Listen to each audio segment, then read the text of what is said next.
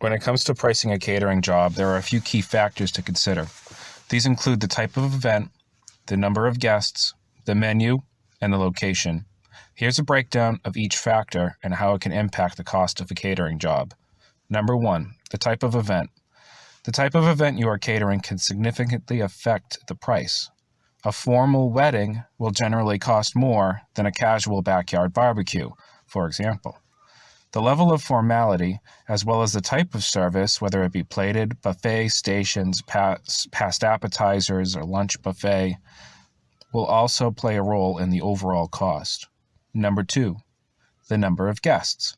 The number of guests you are catering for is a major factor in the cost of the job.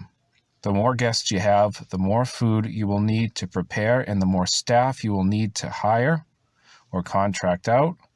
And keep in mind that you may need to provide additional food to account for dietary restrictions, allergies, and maybe some last-minute guests that didn't RSVP.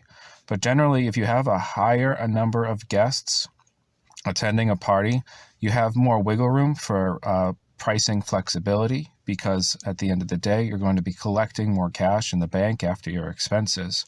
When you have smaller events, it gets more tricky, especially when you value your time and your labor. Number 3, menu. The menu you choose will also impact the cost of the catering job, or the menu your guest chooses. Some dishes are more expensive to prepare than others, and some choosing more complex or upscale items will generally result in a higher overall price. But you need to know the price of the product, and you need to know the equation on how to effectively cost that menu item. Go to my website, morinhospitality.com. Scroll down a little bit and you'll see that spreadsheet that helps you cost out catering jobs effectively. And there's a video on my account. If you go into my YouTube profile and you go under playlists, there's a must-watch playlist that you need to watch in order to get fully up to speed on costing out catering menu items.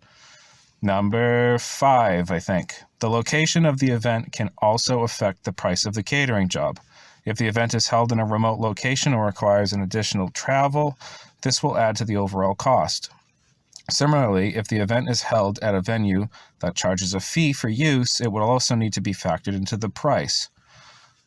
In the end, here, when pricing a catering job, it is extremely important to be transparent with your client about all of the costs involved. This includes not only the cost of the food and labor, but also any additional fees such as rental equipment or travel expenses. Now, don't confuse me as saying you don't need to tell them what you're paying for the food. You need to tell them what they are going to be paying for the food. They don't need to know what your cost is. They need to know what they are going to be paying for.